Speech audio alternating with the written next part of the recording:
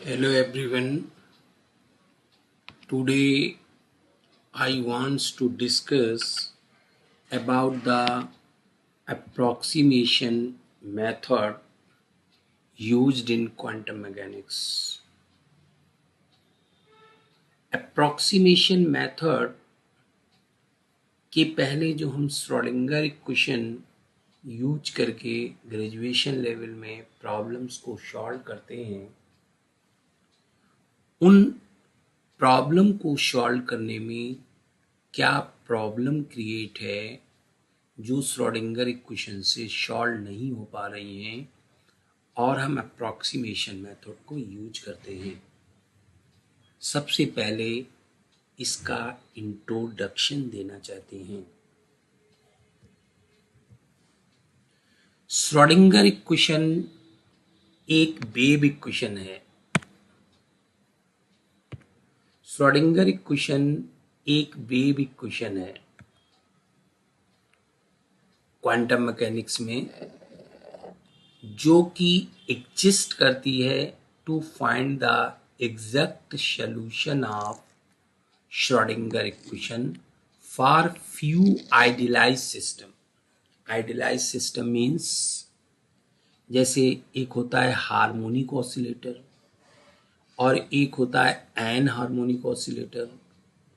तो harmonic oscillator, जब किसी भी हम एक फिजिकल पेंडुलम की बात करें और हम पेंडुलम का ऑसिलेशन करा दें, मान लीजिए सपोज ये रिजिड सपोर्ट है और ये कोई एक पेंडुलम है और पेंडुलम मेरा ऑसिलेशन कर रहा है और एंगुलर ऑसिलेशन हो रहे हैं।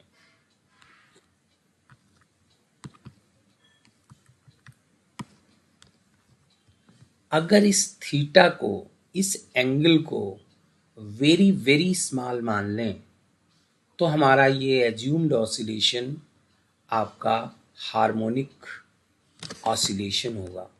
जो इसमें साइन थीटा का पद आएगा वो sine theta approximately theta assume किया जाएगा, जबकि कंप्लीट होता है theta minus theta cube upon 3 factorial dot dot डट। तो इस एज्यूम्ड ऑसिलेशन में sine theta is equal to theta and amplitude of oscillation are very small is called harmonic oscillation. Harmonic oscillation. If sin theta is not equal to theta and we take other term, then the oscillation is anharmonic oscillation. Anharmonic oscillation problem cannot be solved with the help of Schrodinger equation. Similar to harmonic oscillator problem, hydrogen atom problem is solved without disturbance. But if hydrogen atom suffers a disturbance, just like hydrogen atom is kept in magnetic field, we get a Zeeman effect. Hydrogen atom is kept in electric field, we get Stark effect. Then Schrodinger equation fails to solve the problem of such disturbing atoms. Similar example is helium atom. Helium atom consists A positive nucleus and 2 electrons revolves around them.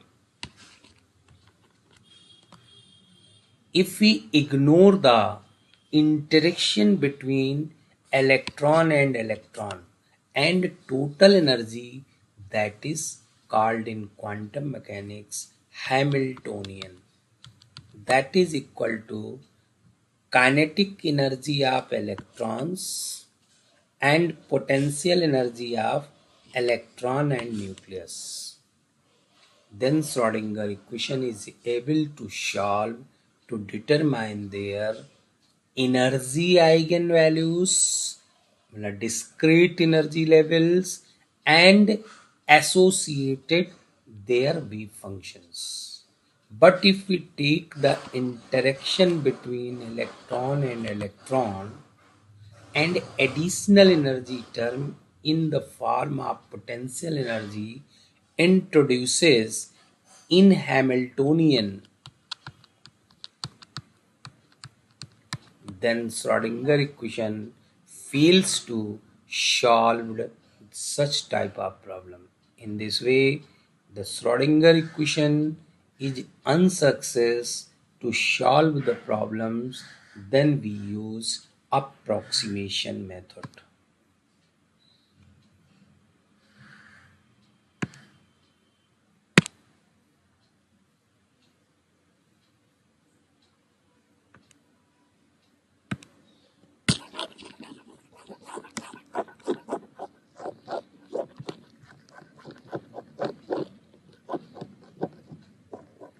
Approximation method is given in your syllabus of MSc third semester, and simple Schrodinger equation is given in MSc first year syllabus. To solve general problem, we must restart.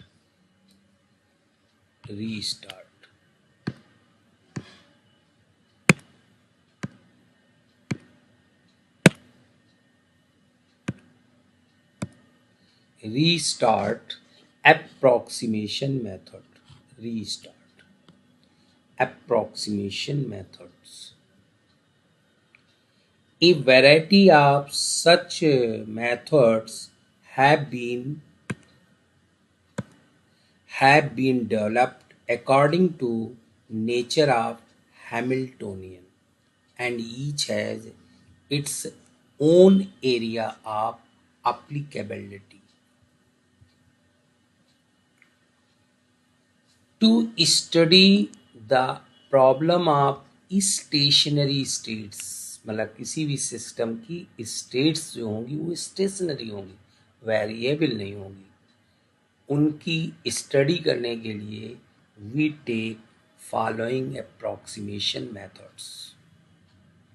Approximation method based on Hamiltonian, that is given in this Hamiltonian, on the nature of Hamiltonian.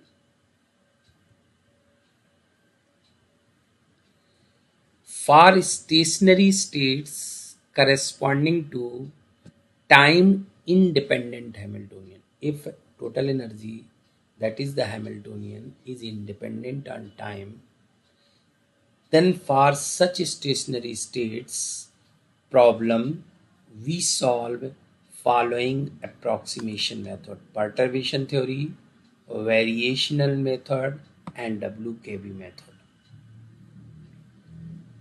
Perturbation theory. Perturbation theory based है कि हमारा जो Hamiltonian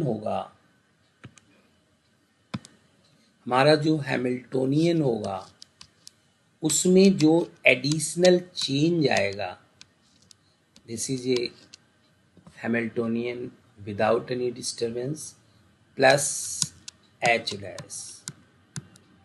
जैसे hydrogen atom को आपने magnetic field में रख दिया तो दिस एडिशनल टर्म आ गया. अगर ये एडिशनल टर्म और ये हमारा बिफोर डिस्टर्बेंस जो हैमिल्टोनियन है, इनमें कोई विशेष अंतर नहीं है. And there is a problem which wants to solve by approximation method is only slightly different.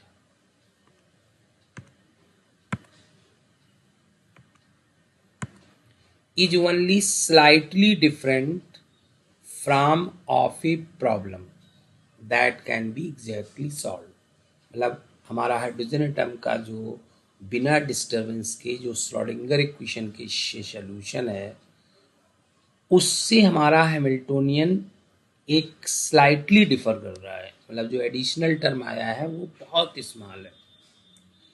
In this case, where the deviation between two problem is small, perturbation theory is suitable for calculating the contribution associated with this deviation. This contribution is then added as a correction to the energy and wave function of exactly soluble Hamiltonian. तो perturbation theory में क्या होगा कि जो इसका solution पहले से known है वो वैल्यू मुझे डायरेक्ट यूज करनी है और इसके रिस्पेक्ट में जो हम सॉल्यूशन देंगे, अप्रॉक्सीमेट सॉल्यूशन देंगे, उस रिजल्ट को उस नोन रिजल्ट के साथ आप करेक्शन करेंगे, मतलब प्लस करेंगे और तब हमारा सॉल्यूशन होगा।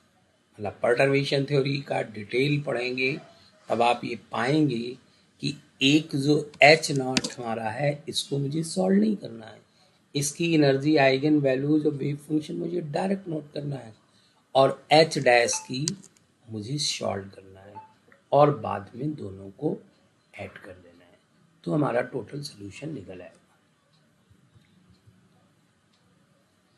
For those system whose Hamiltonian cannot be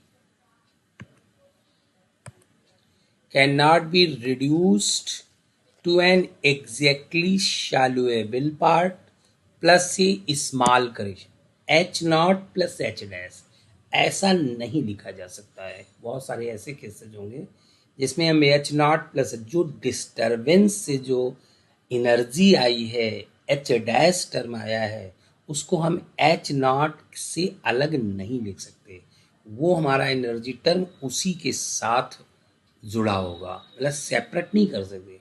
मतलब H is equal to H naught plus H dash नहीं लिख सकते, H is equal to H naught plus H dash नहीं लिख सकते। ऐसे केस में हम वेरिएशनल मेथड या WKV मेथड का यूज करेंगे। The variational method is particularly used in estimating energy eigenvalues of ground state and first few excited state of the system. Only one qualitative idea about the form of wave function. Variational method का use करेंगे उसी type की problem में और उसी में WKV का use करेंगे, और जब वेरिएशनल मेथड का यूज करेंगे तो इसके लिए मुझे वेव फंक्शन नोन होना चाहिए, वेव फंक्शन के बारे में क्वालिटेटिव आइडिया होना चाहिए। WKV method is useful for finding the energy eigenvalues and wave function for which classical limit is valid। और ये जो दोनों टॉपिक्स हैं ये 1 बाय 1 आपको आगे डिटेल पढ़ाए जाएंगे, चैप्टर्स के रूप में इनको पढ़ाएंगे। अगले जो वीडियो आएंगे उसमें हम variational method, perturbation method and WKV method का डिस्कशन करेंगे। Unlike perturbation theory, the variation and WKV method do not require the existence of closely related Hamiltonian that can be solved exactly। उसी बात को फिर से कहा गया है कि पर्टर्वेशन थ्योरी में ये लाइन मुझे आवश्यक है, लेकिन इन दोनों मेथड में मुझे आवश्यक नहीं है। ये पार्ट सेपरेबल नहीं है एच नॉट से। जो एडिशनल एनर्जी टर्म आया है सिस्टम में वो अलग नहीं है, उसको अलग नहीं किया जा सकता। और अगर टाइम डिपेंडेंट हैमिल्टोनियन है तो हमारे पास एक थ्योरी होगी टाइम डिपेंडेंट पर्टर्वेशन थ्योरी। इसका एक एग्जाम्पल है कि light incident on atom, electron excite from lower state to upper state, that is the absorption of radiation. The change of energy Hamiltonian depends on time varying electric field of the light. So Hamiltonian H dash and H naught both are depends on time. In such case we study absorption of radiation, emission of radiation and Fermi golden transition by time-dependent perturbation theory.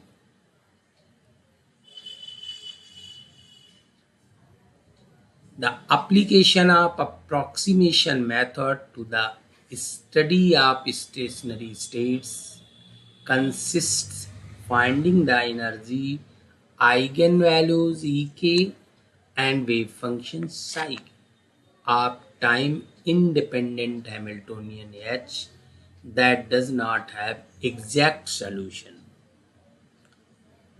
परटर्वेशन theory में हम ऐसा करेंगे.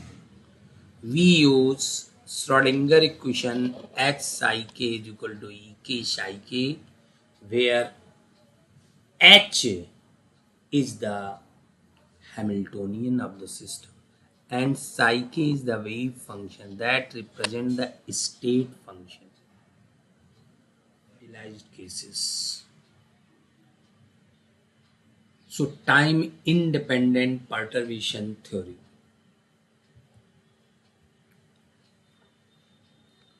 This method is most suitable when Hamiltonian H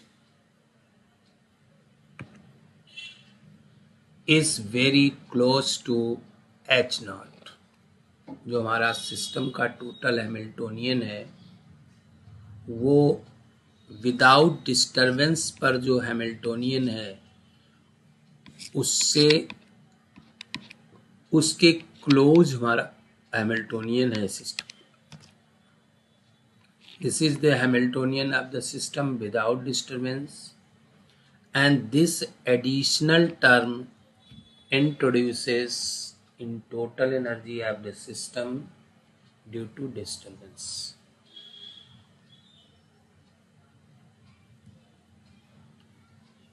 H naught plus HP, where HP is called perturbation Hamiltonian and H naught is called unperturbed Hamiltonian of the system. This total energy of the system without application of the disturbance, and this total energy of the system on application of the disturbance. So H is the total Hamiltonian after application of the disturbance.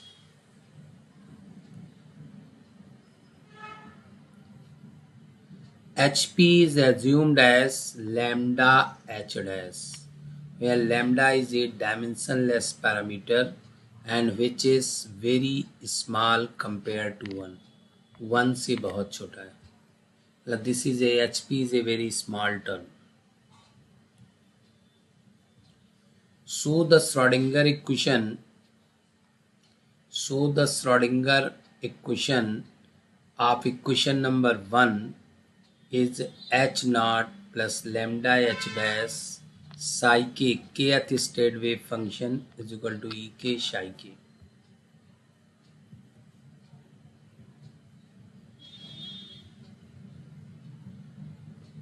Now we consider the cases of the system, whether the exact solution of H naught are non-degenerate or degenerate. H naught plus H dash, H naught plus H dash. The exact solution of H naught is possible by the Schrodinger equation. इस प्रकार से आप कह सकते हो कि H naught का solution known है.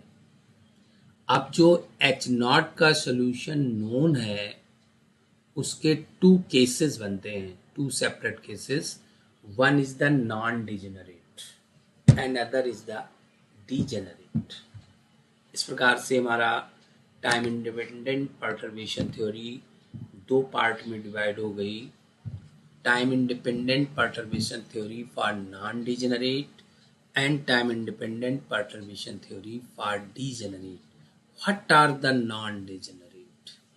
Non-degenerate case means each eigenvalue, each energy value have single wave function. Degenerate case, two or more eigenvalues, two or more eigenfunction of same eigenvalues. Two or more states are available in stationary state having same energy. That is a degenerate case, and this is a non-degenerate case.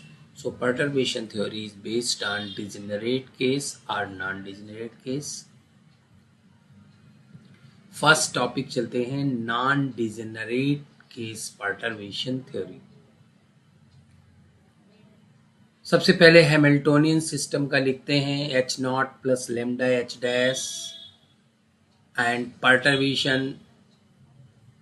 perturbation theory assume that perturbed eigenvalue and eigenstate can be extended in power series.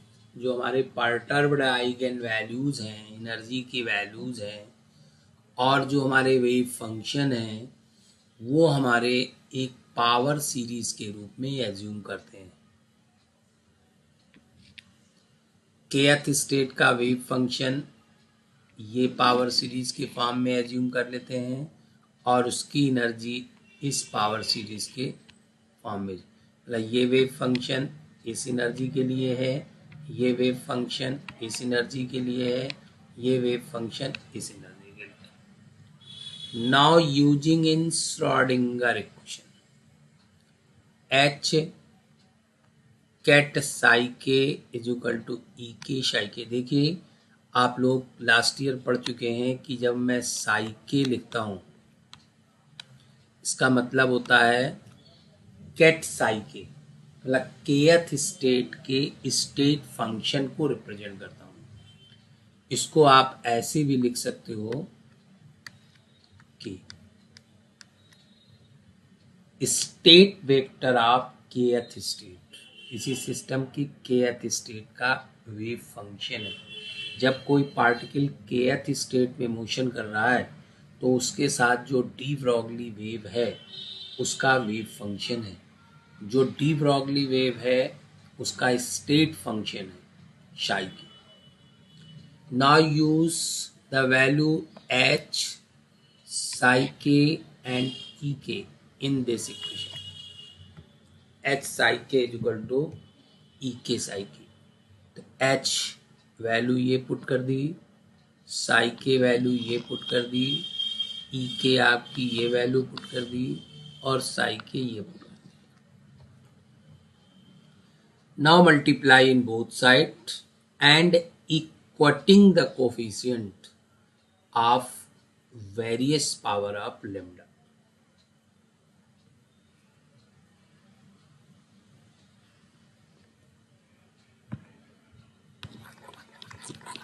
various power of lambda.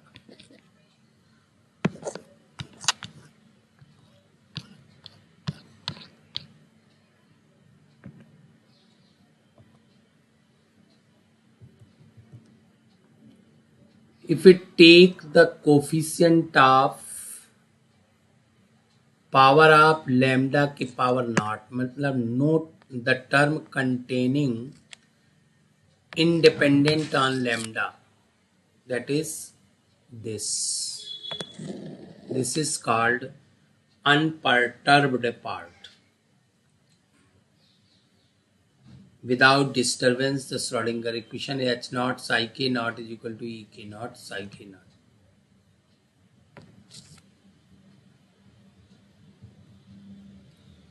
This is zero order perturbation and lambda की power 1 का coefficient लेंगे both side तो ये आएगा. This is the second order पर first order perturbation. और अगर lambda के पावर 2 का कोफिशिएंट लेंगे तो ये आएगा. This is the second order perturbation and in this way we get other order perturbation term.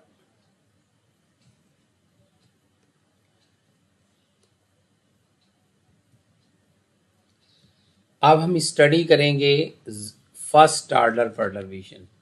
तो फर्स्ट ऑर्डर परटर्बेशन में मैं डिटरमाइन करूंगा साई के डैश एंड ई के dash. This is the change of energy, this is the change of wave function for h dash, e k dash and psi k dash. We want to determine e k dash and psi k dash.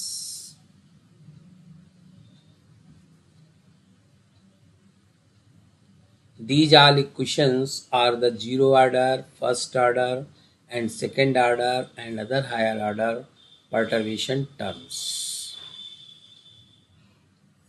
First order correction.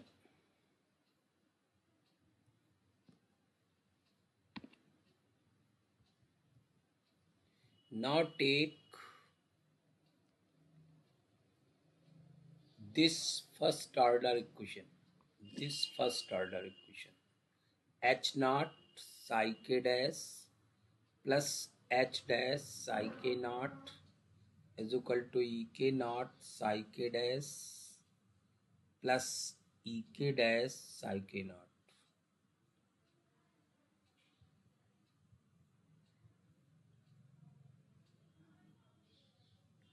Now take this equation by expansion theorem. Expansion theorem indicate करती है कि कोई भी unknown wave function, जैसे ये साई के dash है, known wave function का लीनियर कम्बिनेशन होता है. चूंकि ये जो इक्वेशन आपके सामने लिखी हुई है एच नॉट साई के नॉट इज इक्वल टू ई के नॉट साई के नॉट. साई के नॉट के स्टेट का वेव फंक्शन है और एच नॉट आपका अनपर्टर्ब्ड हैमिल्टोनियन है और ई के नॉट आपका अनपर्टर्ब्ड एनर्जी है. इस इक्वेशन का सोल्यूशन नोन है. दैट मीन्स आपको नोन वेव फंक्शन है Sai one not Sai two not dot dot dot, मतलब साई के नॉट नोन है. साई के नॉट नोन होने का मतलब Sai one not Sai two not ये सारी वैल्यू हमको नोन है. अब हमारी एक्सपेंशन थ्योरम कह रही है कि जो हमारा अननोन वेव फंक्शन है, ये जो अननोन वेव फंक्शन है एच डैश के लिए, ये unknown wave function non wave function का लीनियर कॉम्बिनेशन होगा. अब नॉन वेव फंक्शन क्या है, ये कहाँ से प्राप्त हुए हैं, इस इक्वेशन को नोन है जो सोल्यूशन, जो हमने श्रोडिंगर से जिसका सोल्यूशन कर सकते हैं वहां से ये रिजल्ट प्राप्त हुए हैं, ये वैल्यू नोन है. इनका linear combination a one psi one naught plus a two psi two naught और plus dot dot dot, that can be written as this summation l linear combination constant al psi l naught. Now put this value in equation number 1 at this place and this place. ये value substitute कर दिया. अब यहाँ पर ये जो known है उस फार्मूले को अप्लाई कर दिया. H naught psi l naught is equal to E l naught cell, मतलब H naught psi l naught को हम लिख सकते हैं E l naught psi l naught. तो ये फर्स्ट टर्म तो ये हो गया और ये लिख दिया और इसके बाद ये H naught psi l not की जगह लिख दिया ई l naught psi l not. ये दो टर्म हमने आपस में मिला लिए. अब आपका क्या पर्पज है, आपका पर्पज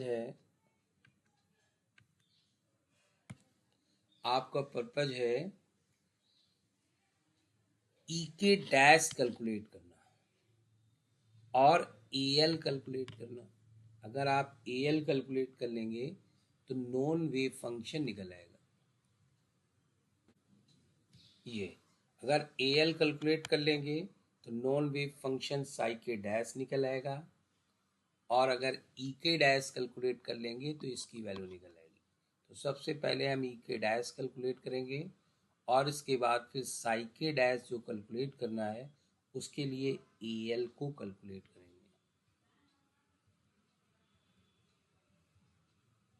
ये first order energy correction E के डैश कैलकुलेट करते हैं। अगर आप ई के डैश कैलकुलेट करना चाहते हैं तो आपको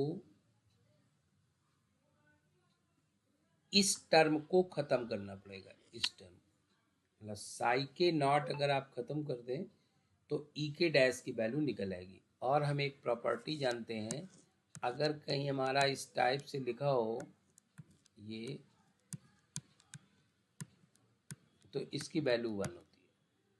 तो अब हम क्या करते हैं, इस इक्वेशन को मल्टीप्लाई कर देते हैं ब्रा नोटेशन साई के नॉट से मल्टीप्लाई कर देते हैं।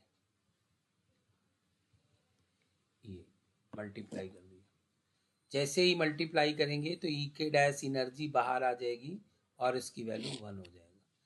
हैमिल्टोनियन जो एच डैश है उसको आप बाहर नहीं ला सकते क्योंकि उसके बारे में मुझे पता नहीं है, वो अननोन वैल्यू है।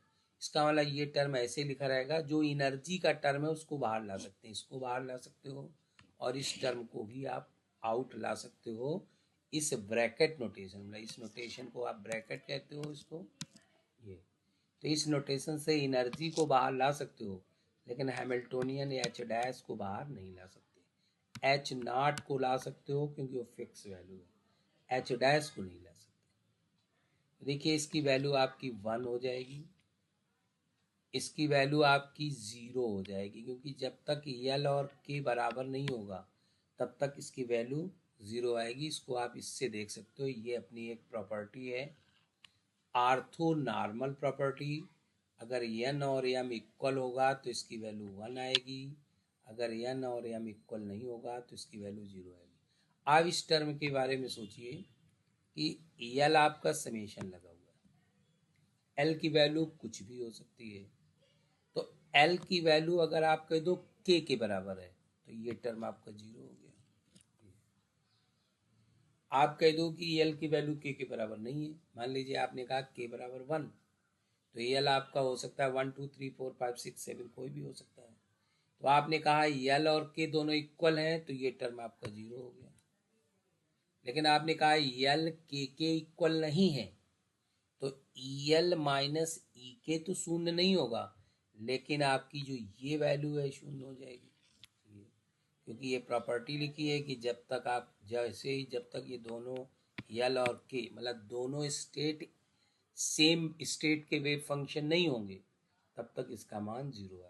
मतलब मैं ये कहना चाहता हूँ ई एल 0 माइनस ई के 0 ये लिखा हुआ है और लिखा है क्रॉनिकर डेल्टा के। अगर L इक्वल टू के होगा तो ये 0 हो जाएगा और L इक्वल टू के नहीं होगा तो ये 0 हो जाएगा। इस प्रकार से L बराबर के हो या ना हो, दोनों केस में फर्स्ट टर्म 0 आ जाएगा। जब फर्स्ट टर्म 0 आ जाएगा तब आपका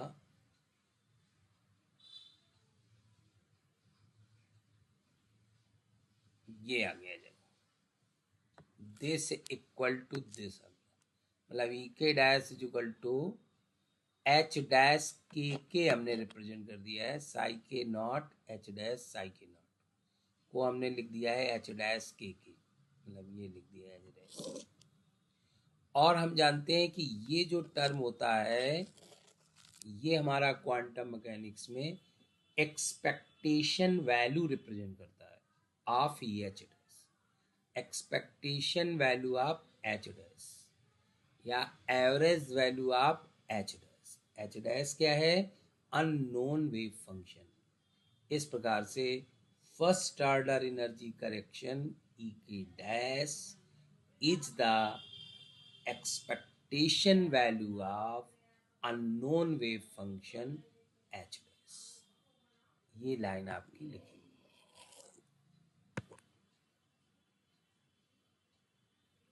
एक टर्म निकल आया।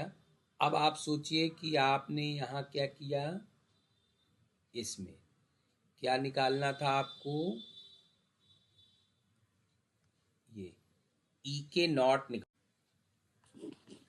आपको क्या निकालना था? ई के डैश। तो आपने क्या मल्टीप्लाई किया? ब्रा नोटेशन साई के नॉट, इसको आपने मल्टीप्लाई किया। अब मैं आपसे कह रहा हूं आपको ए एल निकालना है। तो अब आप इसको खत्म करना चाहते हैं साई एल नॉट को, तब आप मल्टीप्लाई करेंगे ब्रा नोटेशन साई एल नॉट। अब आप मल्टीप्लाई करेंगे ब्रा notation Sai l not,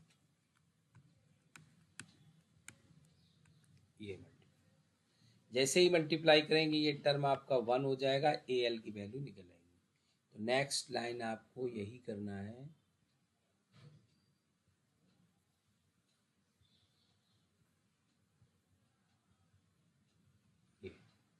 multiply by Sai l not. अब आप बिल्कुल पहले जैसा है, अब आपने मल्टीप्लाई कर दिया, ये आ गया। अब यहाँ पर एल बराबर के नहीं ले सकते, क्योंकि नहीं, ये टर्म आपका खत्म हो जाएगा। मतलब एल बराबर के नेवर टेकन। अगर के बराबर 1 है तो एल की वैल्यू आपको कोई भी लेनी है, क्योंकि समेशन एल में लगा है 1 2 3 4 5, इनमें से कोई लेनी। एल इक्वल टू के नहीं लेना है, इसका मतलब एल बराबर के नहीं लेंगे तो आपका ये टर्म 0 हो जाएगा। एल बराबर के नहीं, बचेगा क्या?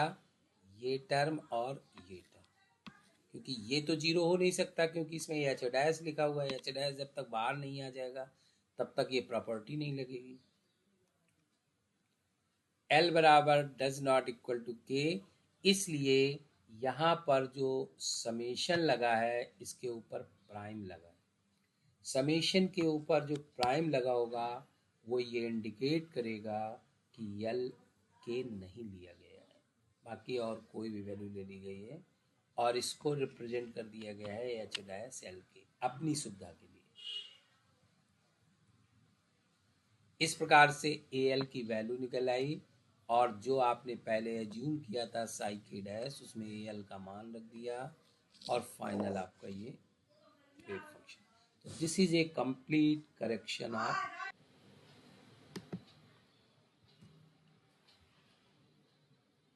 the next part of perturbation is second order perturbation. Now take second order equation,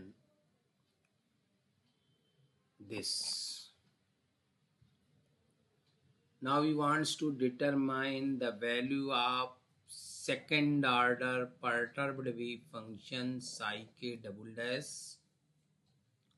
and energy E k double dash. For this we assume expansion theorem.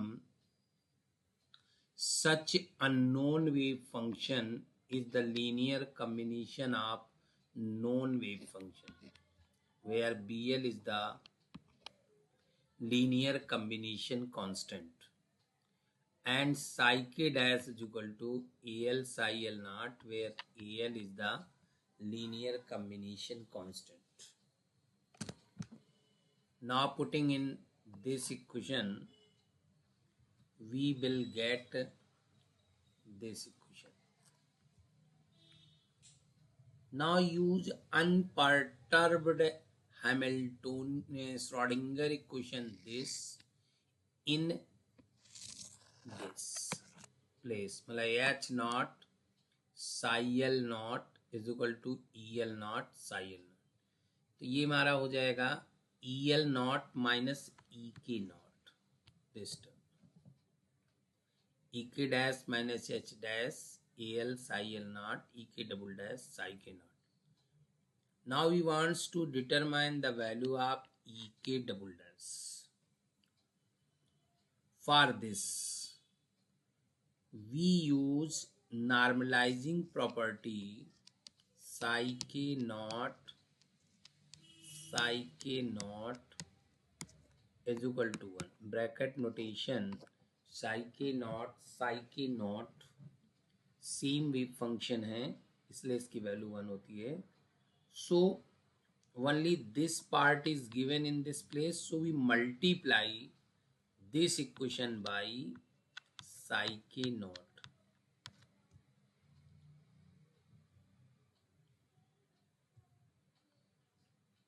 multiply by psi k naught. So this equal to 1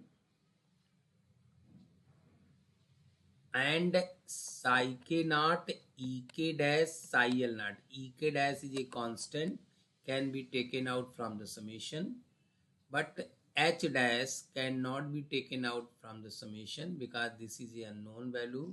So this term psi k naught h dash psi l naught equal to h dash kl,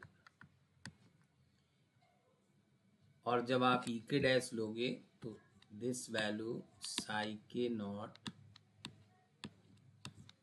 ई के dash h dash psi l naught equal to e k dash psi k naught psi l naught. Energy can be taken out from bracket notation, but h dash cannot be taken out from the bracket notation because h dash is a perturbed Hamiltonian that is unknown. So this term is 0 and this term is 0. h dash का term आपका बचेगा वो ये है. This term is 0.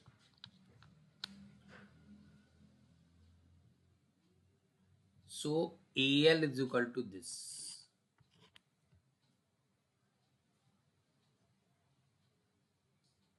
EK dash is equal to this.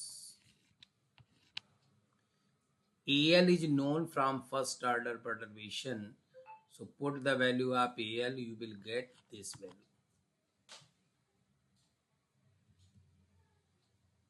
So EK double dash is equal to, ये value आप यहाँ put करिए इस जगह तो ये टर्म आ जाएगा. H dash L की H dash की L both are the same things. This can be written as, क्योंकि इसे लिख सकते हो H dash L की और H dash की L. H dash L की को लिख सकते हो bracket notation L H dash की. कि आप लास्ट ईयर बहुत अच्छी तरीके से पढ़ चुके हैं, चाहे आप ये लिखिए और चाहे आप ये लिखिए, दोनों सेम होते हैं. अगर 0 यहाँ लगाना है ग्राउंड स्टेट के लिए तो 0 हो जाएगा. Both are the same things. मतलब ब्रा नोटेशन L और bra notation psi l naught, both are the same things, wave function of lth state. So this equal to this, and in the denominator ek naught minus el naught. Now calculation of psi k double dash.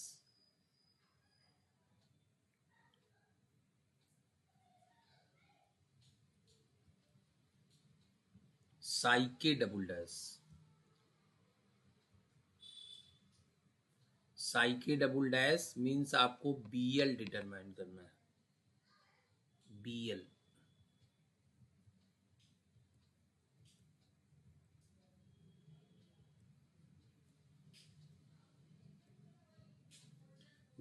Determine करना है.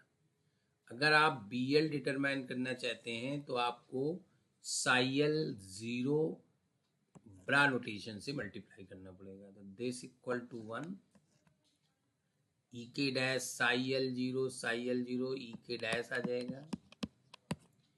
psi l naught H dash psi l naught ये आपका H dash L L आ जाएगा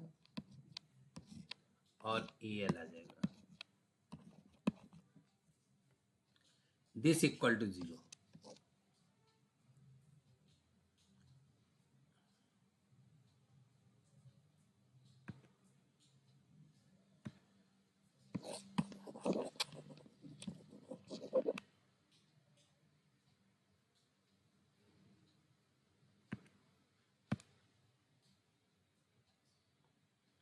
BL की value calculate हो गई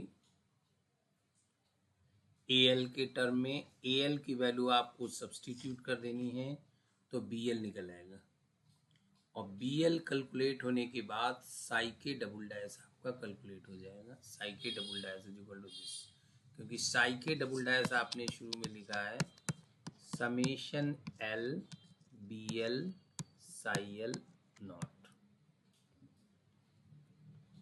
In this way, you have calculate psi k double dash second order wave function correction and second order energy correction. This is the complete description of first and second order perturbation theory for non-degenerate case.